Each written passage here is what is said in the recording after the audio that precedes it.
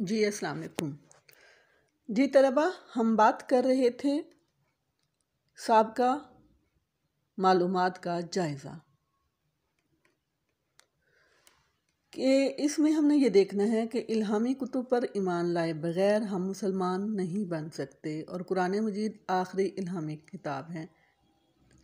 हमारे मुसलमान होने का मकसद ये हरगिज़ नहीं कि हम सिर्फ कहें कि बस हम कुरान मजीद को मानते नहीं। जब तक हम तौरात, अंजील, ज़बूर को नहीं मानेंगे, हम इस बात को नहीं मानेंगे कि ये भी इल्हामी किताबें हैं और जिन पर ये नाजिल हुई वो भी हमारे पैगंबर हैं और हम उनसे उतनी ही मोहब्बत, उतनी ही अकीदत नहीं रखेंगे, तब तक हमारा ईमान मुकम्मल नहीं होता। लिहाजा हम मुसलमान ही नहीं बन सकते। हाँ, ये ज़रूर जहन में हो कि कुरान मजीद आखिरी इल्हामी किताब है, यानी जो अल्लाह ने किताब नाजिल की हैं उनमें से ये आखिरी किताबें हैं। तलबा के साबका मालूमात के जायज़े के लिए हम कहेंगे कि इल्हामी किताब किसे कहते हैं, सवाल पूछ लेंगे। फिर आम किताबों और इल्हामी किताबों में क्या फ़र्क है, किसी इल्हामी किताब का नाम बताइए, कुरान मजीद किस पैगंबर पर नाजिल हुआ। ठीक है, अब इस तरह से आपने अपने लेक्चर के मुताबिक उनसे सवालात करने हैं, चाहे आप अगले दिन कर रहे हैं, लेक्चर दे रहे हैं, या अगले ही लम्हे दूसरे लेक्चर को आप शुरू करने वाले हैं, तो आप पिछले लेक्चर का की साबका मालूमात ले लेंगे उनको देखने के लिए कि उन्हें किस हद तक सबक याद हुआ है। या आप नए लेक्चर का आगाज़ कर रहे हैं तो इस तरह से आपने सबकी इशारात बनाने हैं, जिसे इंग्लिश में हम लेसन प्लान कहते हैं, कि आपने सबसे पहले उन्वान लिखा, उन्वान के साथ वो तमाम आपने मालूमात दी, फिर आपने उनकी साबका मालूमात का मकासद लिखे, अमूमी मकासद और खुसूसी मकासद हो गए। ठीक है, उसके बाद फिर आपने उनकी साबका मालूमात का जायज़ा लिया। साबका मालूमात के साथ ही फिर आप सबक का ऐलान करेंगे। ठीक है, आपने ये ज़ाहिर है जब आप स्कूल में या क्लास में दाखिल होते हैं तो हमें पहले से लेसन प्लान करके जाना चाहिए। अगर हमने लेसन प्लान नहीं किया होता तो हम मौसर तदरीस नहीं कर सकते। लिहाजा हमें ये तमाम पॉइंट्स को पहले से इस तरीके से तैयार कर लेना चाहिए, लेसन प्लान कर लेना चाहिए। सबक को अच्छे से उनका प्लान करना ज़रूरी है। फिर हमने ये तमाम उन लेसन प्लान में पहले आपने वो मालूमात दी कि आप कौन सा सबक देने जा रहे हैं, कौन सी क्लास है, वगैरह वगैरह। फिर आपने वो चीज़ें उनकी लिखी, मकासद लिख लिए। फिर आपने अमूमी और खुसूसी मकासद लिख लिए कि जो आप उनसे उस सबक के बाद तो आपका एक मकसद है कि उनको आनी चाहिए। फिर आपने जब साबका मालूमात ले ली हैं, साबका मालूमात लेनी है कि देखें उनको क्या पता है, किस तरह की बातें मालूम हैं। फिर आपने ऐलान सबक कर देना है कि आज हम ये सबक पढ़ाने जा रहे हैं। उसके बाद आपने इस्तेहज़ार कहते हैं पेशकश को। उसके बाद आता है इस्तेहज़ार। ये अक्सर बच्चे ये कंफ्यूज होते हैं कि वो कहीं से लिखा हुआ एक ले लेते हैं प्लान तो परेशान होते हैं। अब इस्तेहज़ार क्या होता है? जस्ट उन्होंने इस्तेहज़ार लिख तो लिया होता है लेकिन मानी का पता नहीं होता। तो इस्तेहज़ार का मतलब होता है पेशकश। आप उसे कैसे हाजिर करेंगे, कैसे उसे पेश करेंगे, ये हाजिर से निकला है लफ्ज़। अब पेश करने का तरीका आप जब लिखेंगे उन्हें कि मौजूद तकरीरी मवाद से तलबा के सामने ये तसव्वुर पेश किया जाएगा कि इल्हामी कुतुब इंसानों की हिदायत के लिए अल्लाह की तरफ से पैगंबरों पर नाजिल हुई। आप देखिए यहाँ पे वो लिखी हुई हैं ज़बूर हज़रत दाऊद अलैहिस्सलाम पर, तौरात हज़रत मूसा अलैहिस्सलाम पर, इंजील हज़रत ईसा अलैहिस्सलाम पर, कुरान हज़रत मोहम्मद सल्लल्लाहु अलैहि वसल्लम पर। अब उसके जो बे हिस्सा होगा उसमें हमने लिखना होगा नफ्स मज़मून में उस्ताद अपने तकरीर में तकरीरी सलाहियतों से काम लेगा। इस तरह से मज़ीद वो तमाम चीज़ें बयान करेगा के तमाम पॉइंट्स बयान करते जाएंगे अपने लेक्चर के मुताबिक। अल्लाह ताला अपने बंदों की हिदायत के लिए उन्हें चंद अफराद को मुंतखब कर लेता है वगैरह वगैरह, ये तमाम चीज़ें आपने देनी है। फिर उसके बाद आपने दूसरा पॉइंट, मुसलमानों के लिए इस बात पर ईमान लाना ज़रूरी है कि ये किताबें अल्लाह ताला ने नाजिल की हैं। इल्हामी किताबों के बारे में बताना है, चार्ट के ज़रिए, एविएट्स के ज़रिए, साबका पैगम्बरों के पैरोकारों और ने जो उनकी किताबों को महफूज नहीं रखा उनके बारे में ये बात करनी है। फिर कभी कभी उनके तालीमात को अपने तौर पर जमा किया, चुनाचे उनके अल्फाज, जुमले और इबारतें बदल गए। लेकिन उनके पैरोकारों ने किताबें जमा की लेकिन अल्फाज उन्होंने रद्दबदल कर दिया या हो गया उनसे रद्दबदल। तो इस तरह से कहना करना है कि ये महफूज नहीं है। फिर आपने दीगर मालूमात को देते हुए, जो भी आपको तमाम मालूमात देते हुए आप आगे चलेंगे। फिर आपने उसके जो दूसरा हिस्से में आना है आखिर में जो सवाल जवाब करने हैं, ये तमाम हो गए, आपने पढ़ा लिया। उसका जो दूसरा हिस्सा अब आप यानी जिसको हम कहते हैं पहला कदम और दूसरा कदम। अब दूसरा कदम में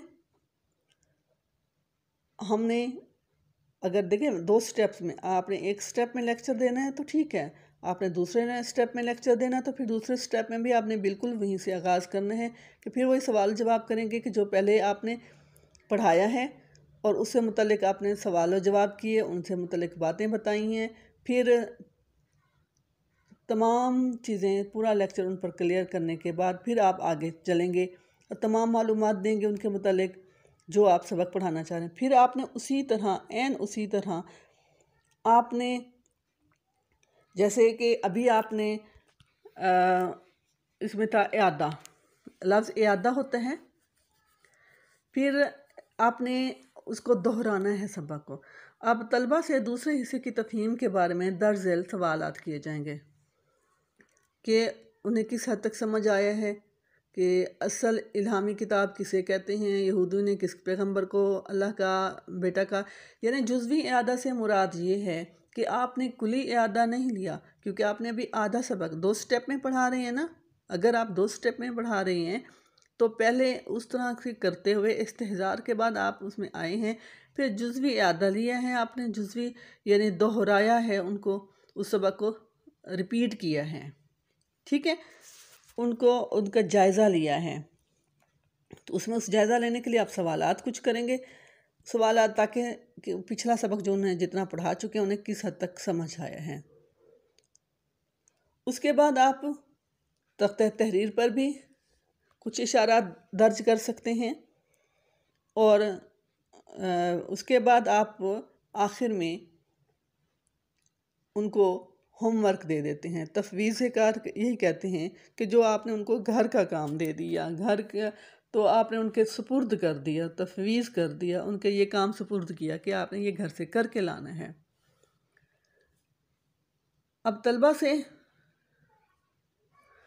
ये कहा जाएगा, अगर हम इसी टॉपिक को लेकर चलेंगे या जो भी और टॉपिक लेकर चलेंगे, तो उन्हें कहा जाएगा कि इस मज़मून को या इन बातों को आपने घर से लिख कर लाना है या लिख कर लाएं, ठीक है।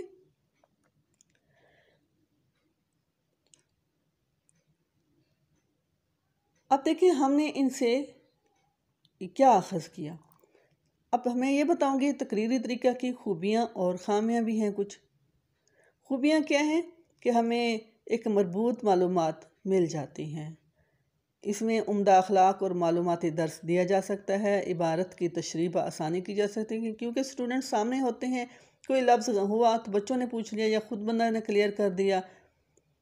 इसमें दोनों तरीक़ों को मिलाकर बआसानी पढ़ाया जा सकता है, यानी लेक्चर मेथड का लेक्चर मेथड हो जाता है और साथ ही जब हम ऑडियो विजुअल इस्तेमाल करते हैं तो उसमें थोड़ा और भी हो सकता है, इवन कि इसमें थोड़ी सी हम एक्टिविटी को भी शामिल कर सकते हैं। कोई भी इनमें मतलब हमने पाबंद नहीं है कि लेक्चर मेथड में तकरीरी तरीक़ा में हम सिर्फ तकरीर पढ़ ही रहेंगे, हम इसमें कुछ ना कुछ और एक्टिविटी शामिल कर सकते हैं हल्की फुल्की। तलबा को किसी वाक़े या कैफियत का नक्शा भी बयान किया जा सकता है कि ये मतलब इस तरह से था तो वो कैफियत थी, तो मतलब बहुत अच्छे से उसको एक्सप्लेन किया जा सकता है। अब ख़ामी सिर्फ इसकी ये है कि अगर हमें अच्छे से मालूमात नहीं होती, जिस उस्ताद को अगर तकरीरी तरीका अपना रहा है, अगर वो अच्छे से मालूमात नहीं होती या उनका अंदाज़े बयां ठीक नहीं होता, तो वो ज़रा मुश्किल हो जाता है, वो बेहतर नहीं रहता। फिर उसे लेक्चर देना ही ना आता हो, क्या पता उस्ताद को अगर फ़न तकरीर से आगाह नहीं है, लेक्चर मेथड से आगाह नहीं है, उन्हें बात करने का वो तरीका नहीं आता, वो जस्ट शायद वो एक्टिविटी में मुलव्वस रहा हो या सरगर्मी वाली में पढ़ाई में, तो इस तरह से वो बेरब्त और गैर मौसर बयान करेगा। ये भी हो सकता है कि लेक्चर का तलबा की सतह तक हम आहंग ना होना, कि जो लेक्चर दिया जा रहा है, जो तदरीस, जो तकरीर उनके सामने की जा रही है, जो उन्हें बयान किया जा रहा है, मे बी वो उससे रिलेट ही ना कर पाएँ। फिर बाज़ साइंसी निकात और मशीनी हिस्से समझाए नहीं जा सकते। कुछ ऐसी चीज़ें आती हैं कि कोई पेचीदा सी मालूमात आ जाती है, जिनको समझाना हर एक के बस की बात नहीं होती। फिर साइंसी और रियाजी की तदरीस के लिए कामयाब तरीका नहीं है, यानी लेक्चर मेथड का जो है तरीका है, लेक्चर मेथड है, ये साइंस और रियाजी की तदरीस के लिए कामयाब तरीका नहीं होता। देखिए, मैथ में हम जस्ट लेक्चर तो नहीं दे सकते ना, साइंस में भी हम नहीं दे, उसमें प्रैक्टिकल ज़रूरी होता है। तो इसके ये थी ख़ामियाँ भी हैं, उसमें खूबियाँ भी हैं, दोनों तरीके इसमें मौजूद हैं। अब हमारा अगला तरीका है मंतकी तरीका, लॉजिकल मेथड। पहला कौन सा था? तकरीरी तरीका। शाबाश, पहला तरीका कौन सा था? तकरीरी तरीका। तो अब हम किस पे जा रहे हैं? मंतकी तरीका पे, यानी लॉजिकल मेथड पे। लॉजिकल मेथड क्या होता है? अब इस तरीके में मंतक के मशहूर ज़माना इस्तिक़राई और इस्तिख़राजी तरीके इस्तेमाल किए जाते हैं। अब इस्तिक़राई तरीका ज़्यादा काबिल कबूल मौज़ू और साइंसी होता है। अब इस्तिक़राई तरीका किसे कहते हैं, मैं ये आपको ज़रा क्लियर कर दूं कि इसमें मुतअद्दिद मिसालें पेश करके कुलिया अख़ज़ करने में मदद दी जाती है। यानी इस्तिक़राई तरीके में मिसालें देकर, कई सारी मिसालें देकर, जो भी हम नफ्स मज़मून हो, हमारा जो चीज़ें हम पढ़ा रहे हों, उसे हम पेश करके तलबा को से अख़ज़ करवाया जाता है। ठीक है। और फिर इस्तिख़राजी तरीके में कोई मख़सूस मिसाल पर उस कायदे या कुल्ले का इत्तलाक़ किया जाता है। इत्तलाक़ किसे कहते हैं? इंग्लिश में लफ्ज़ हम अप्लाई करना बोलते हैं। और नतीजा अख़ज़ करने में रहनुमाई की जाती है, यानी उसमें नतीजा बहुत सारी मिसालें दी जाती हैं इस्तिक़राई में, और फिर उन्हें अख़ज़ करने का वक्त दिया जाता है, और जब अख़ज़ करवाया जाता है तो वो उसे बेहतर अंदाज से याद भी कर लेते हैं, और वो उसमें सबक में दिलचस्पी भी लेते हैं। इसके साथ ही राबिया इरफान को इजाज़त दीजिए। अल्लाह हाफ़िज़। अभी थोड़ी देर में अगली वीडियो के साथ हाज़िर होती हूँ। पाकिस्तान जिंदाबाद।